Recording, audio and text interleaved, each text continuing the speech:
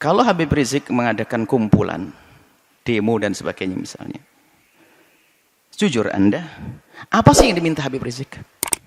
Anda jujur sebagai bangsa Indonesia yang adil, yang jujur, apa yang diminta? Jejer permintaannya apa sih? Ini harus jujur Anda. Anda melihat Habib Rizik kalau kumpul-kumpul minta apa? Kalau yang diminta baik, kenapa kita bingung yang diminta baik kok?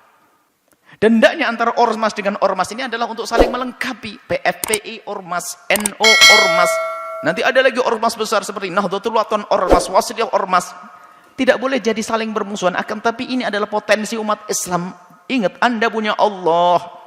Itu kekuatan. Mohon tanggapannya Buya. Saat ini ramai orang memperbincangkan tentang komentar beberapa orang terhadap kedatangan Habib Rizik Syihab beberapa waktu yang lalu. Ada yang menyatakan ketidaksenangannya terhadap penyambutannya. Ada yang merendahkan kehabaibannya. Kemudian juga meremehkan perjuangannya. Bahkan ada juga yang mencaci atau mengolok. Mohon tanggapannya Buya. Bagaimana menyikapi tentang hal-hal semacam ini Buya? Terima kasih. Bismillah. Kami akan menjawab. Pertama, kami bukan orang FPI. Harus tahu itu. Saya bukan anggota FPI. Kemudian setelah itu, yuk kita pandang segala permasalahan dengan akal yang jernih dan hati yang tenang. Pertama adalah kedatangan Habib Rizik disambut oleh orang sebanyak itu kemauan umat, bukan rekayasa, bukan dibayar mereka. Ayo, Anda posisi seperti saya, adil, Anda tidak di FPI dan tidak jadi musuh FPI. Anda berada di tengah-tengah, ayo. Kedatangan mereka, umat segitu banyak, bukan direkayasa. Bukan, kalau rekayasa mau dibayar, biar datang, nggak ada. Bahkan ini masa pandemi, semua orang meninggalkan kerjaannya dengan sukarela. Maka yang harus kita pahami, ada apa di balik ini semuanya? Kerinduan kepada apa sih mereka kok sampai seperti itu? Kita jujur. Nggak perlu kita marah-marah ini. Kadang-kadang dimarahkan Habib Rizik. Habib Rizik ingin datang ke negerinya, ingin berjuang, ingin berdakwah. Bukan direkayasa kedatangan mereka itu semua. Nah ini yang pertama yang harus kita pahami, supaya kita tidak suudzon ini. Enggak ada rekayasa. Bahkan yang datang itu orang rela berkorban. Kemudian kedatangan beliau adalah apa tadi, membuat kerusakan, keramaian dan sebagainya. Mari kita pandang dengan jujur juga. Kalau Habib Rizik mengadakan kumpulan, demo dan sebagainya misalnya, jujur Anda, apa sih yang diminta Habib Rizik? Habib Rizik tidak minta pulau untuk pesta apa, tidak juga minta apa jabatan jabi apa, tapi yang diminta apa? Coba kita cari. Anda jujur sebagai bangsa Indonesia yang adil, yang jujur, apa yang diminta? Jejer permintaannya apa sih? Ini harus jujur Anda. Anda melihat Habib Rizik kalau kumpul-kumpul minta apa? Yang diminta apakah Habib Rizik ingin pemerintah memfasilitasi, Habib Rizik ingin membangun tempat minuman keras paling besar sejagat raya? Enggak juga. Kalau Habib Rizik minta begitu, kita berontak semuanya. Yang diminta apa? Coba kita jujur. Yang diminta baik atau jelek? Kalau yang diminta baik, kenapa kita bingung yang diminta baik kok? Keadilan misalnya. Harus ada misalnya menghentikan kemungkaran. Selagi yang diminta baik. Isunya diminta baik. Maka jangan gampang menilai orang dengan buru-buru.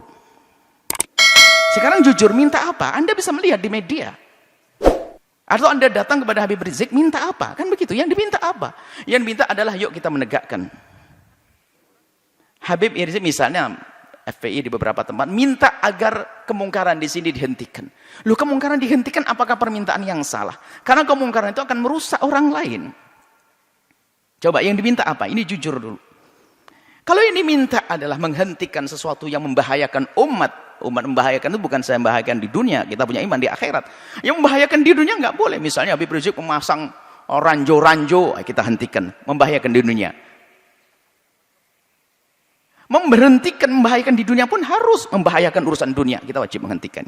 Apalagi jika yang diminta adalah menghentikan segala sesuatu yang bakal merusak akhiratnya umat, misalnya.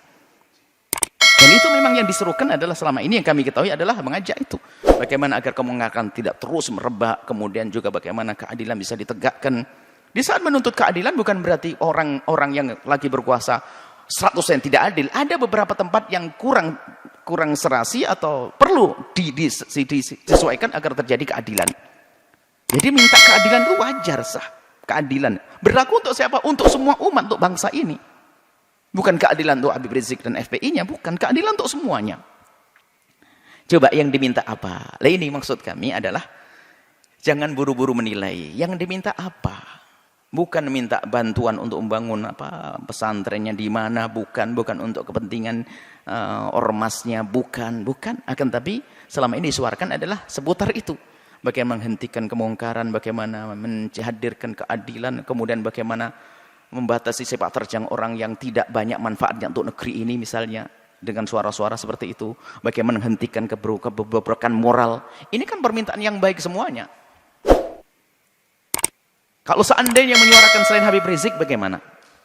Kalau Anda mau, kenapa disuarakan Habib Rizik tidak mau? Jujur ini. Ini harus perlu kejujuran ini. Kita menilai dari luar seperti ini. Selagi keinginannya baik, maka adalah permintaan itu yang harus kita jadikan sandaran kita untuk menilai. Kemudian selanjutnya kepada Bapak Presiden atau siapapun yang akan menjadi presiden. Ini adalah risalah cinta kami kepada Pak Presiden. Ya kalau mendengar alhamdulillah, kalau tidak mendengar Allah berdengarkan ke hati, biarpun telinganya tidak mendengar. Atau calon presiden, ketahuilah bahwa jabatan kepresidenan itu sangat terbatas. Apa artinya 1 kali naik, 2 kali naik, ujung-ujungnya adalah kesengsaraan yang panjang di akhirat nanti. Maka mumpung Allah beri kesempatan untuk naik surga tertinggi, maka hendaknya Pak Presiden atau para calon presiden itu, apalagi yang mereka adalah benar-benar ahli la ilallah, termasuk Pak Presiden kami yakin ahli la ilallah, orang beriman. Perhatikan keimanan tersebut. Jadikan jabatan presiden ini adalah untuk selamat di akhirat.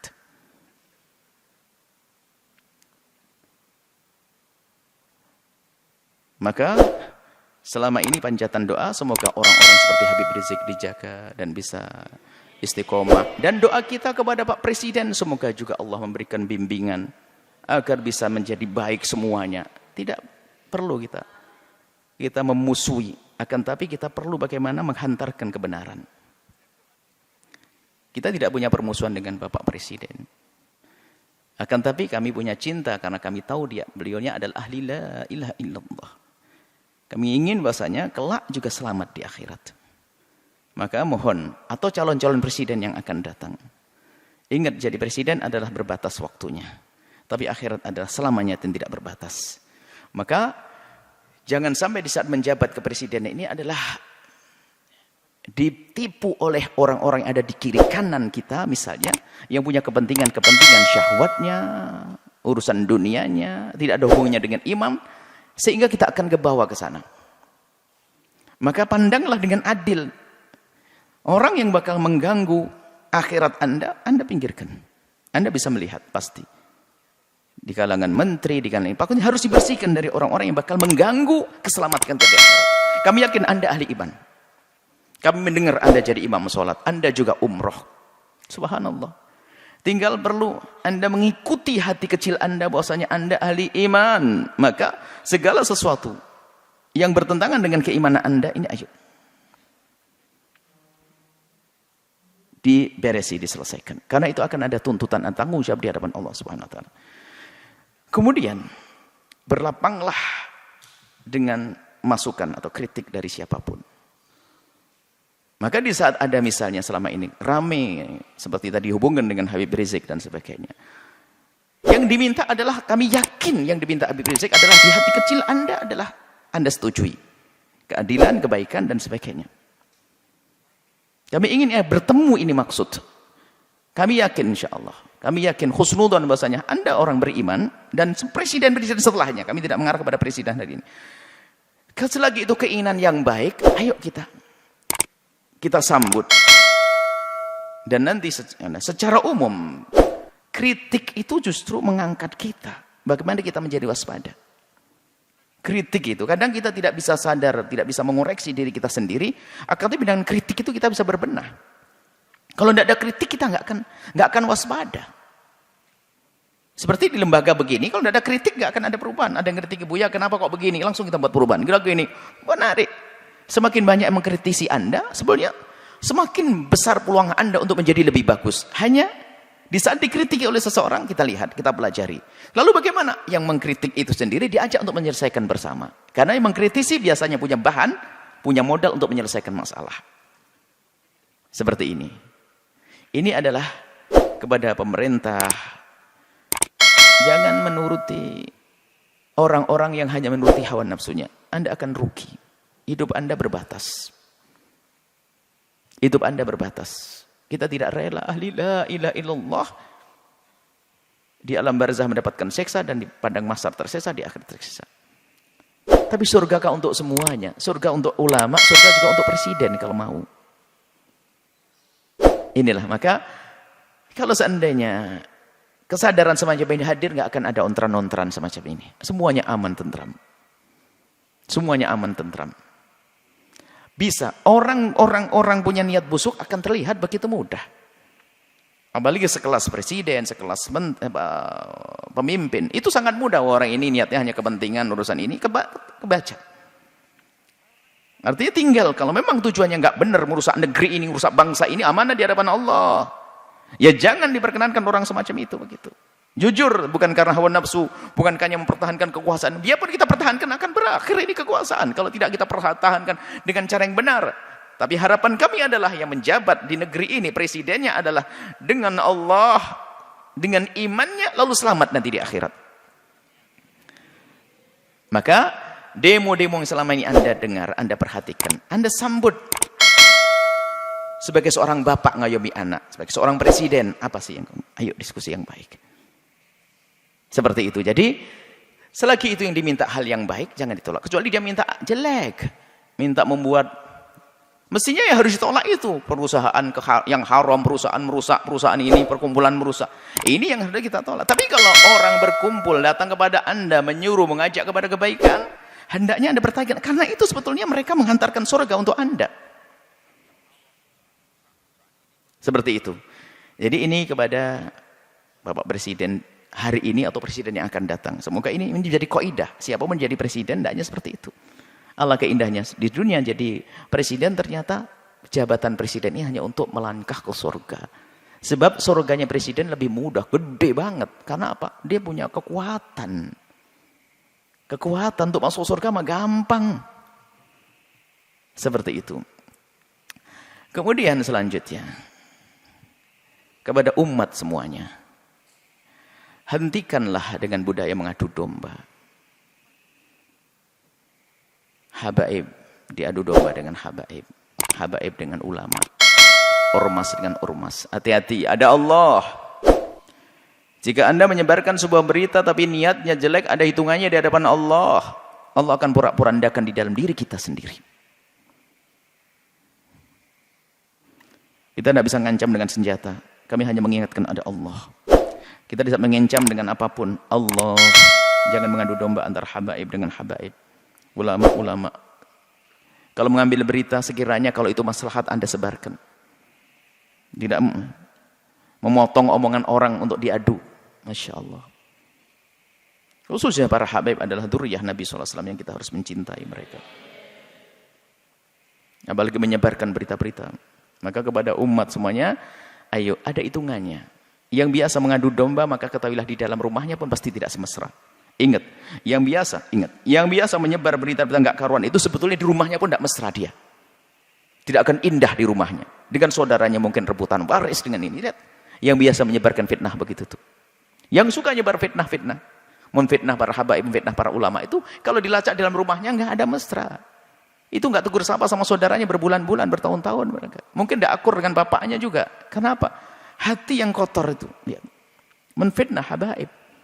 Menfitnah umat Nabi Muhammad, ngadu domba umat Nabi Muhammad saja nggak boleh, apalagi ini dzurriyyahnya Nabi Muhammad sallallahu alaihi wasallam. Kemudian ada karena marah dengan seperti Habib Rizik, marah dengan seperti ini, lalu sampai mengarah kepada perendahan kepada nasab, innalillah. Sampai ada yang mengatakan katanya, apa betul itu turun Nabi, ayo dites DNA, astagfirullah, innalillah. Menafikan, menolak nasab yang sudah jelas semacam itu, maka itu seperti mengqadzaf, menuduh orang melakukan zina, dosa besar. Kalau sudah jelas itu nasab, sudah kita akui. Jangan mengatakan DNA-nya ini. Ada apa? Kalau kita bukan habaib, mestinya kita mencintai bukan mengendengki dan ngiri. Enggak ada artinya, ngiri tambah jauh. Kalau kita mencintai, kita bersambung. Beliau menjadi habaib juga dipilih oleh Allah, bukan permintaannya. Maka kita yang mandang harus mandang dengan hormat.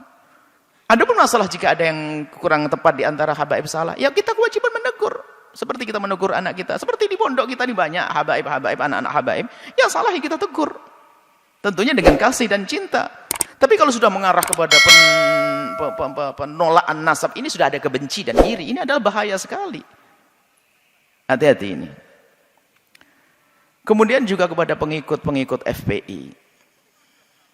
Jangan sampai Anda menodai Habib Rizik.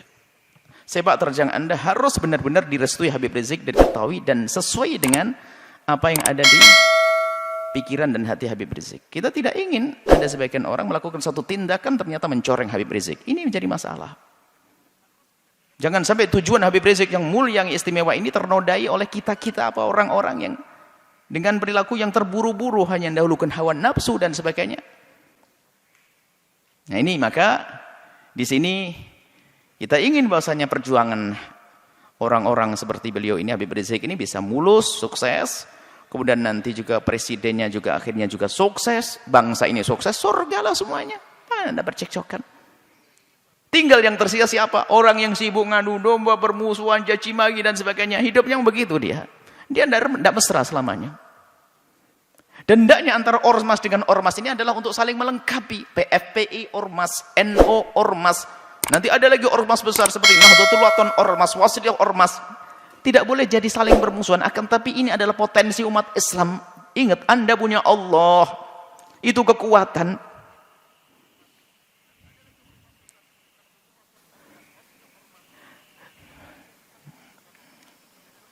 Semoga Allah menjadikan kita juru damai di negeri ini. Yang berjuang semoga diberi keikhlasan. Yang punya kebencian dengan pejuang-pejuang semoga diberi kesadaran dan diampuni oleh Allah. Pejabat-pejabat semoga dimulai dari presiden sampai bawah, semoga Allah berikan hidayah, bimbingan. Sehingga semuanya kita ini selamat. Tidak boleh kita mengharapkan orang celaka masuk neraka. Enggak. Kita harus merindukan mereka. Nah, kalau semuanya atas dasar ini semuanya, kesadaran rindu kepada Allah, menganggap kebenaran sebagai kebenaran, maka semuanya akan beres. Yang menjadi masalah adalah kita dikuasai hawa nafsu. Kita tahu itu kebenaran hanya karena bertentangan dengan kepentingan pribadi saya, maka saya tolak. Enggak. Muncul kebencian-kebencian dengan para ulama, kebencian kepada para habaib, na'udzubillah. Adapun orang yang membenci Islam itu memang selalu ingin merusak Islam, itu urusan mereka dengan Allah, ada hukumannya nanti di akhirat. Jadi maksud kami mulai dari berbicara tentang Habib Rizik sampai terakhir pengikut Habib Rizik, dan juga di dalamnya ada presiden, di dalamnya ada orang yang mempertanyakan nasab. Ayo, yang salah dalam rentetan cerita ini, ayo kita sadar diri. Kita ingin tentram damai. Tentram damai, jangan ada permusuhan, ya. Kita dengar kalau itu kebenaran sebagai kebenaran.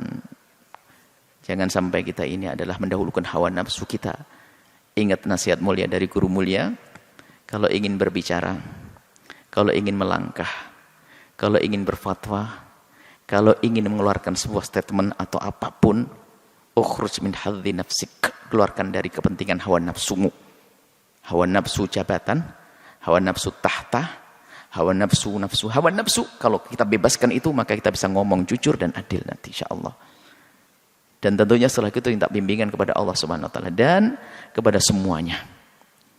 Kami mulai dari Habibana Rizik sampai kepada pengikut-pengikut beliau, Pak Presiden dan sebagainya. Kami mohon maaf sebanyak-banyaknya jika kami ngomong di apa yang kami sampaikan ada menyinggung perasaan nyakit hati.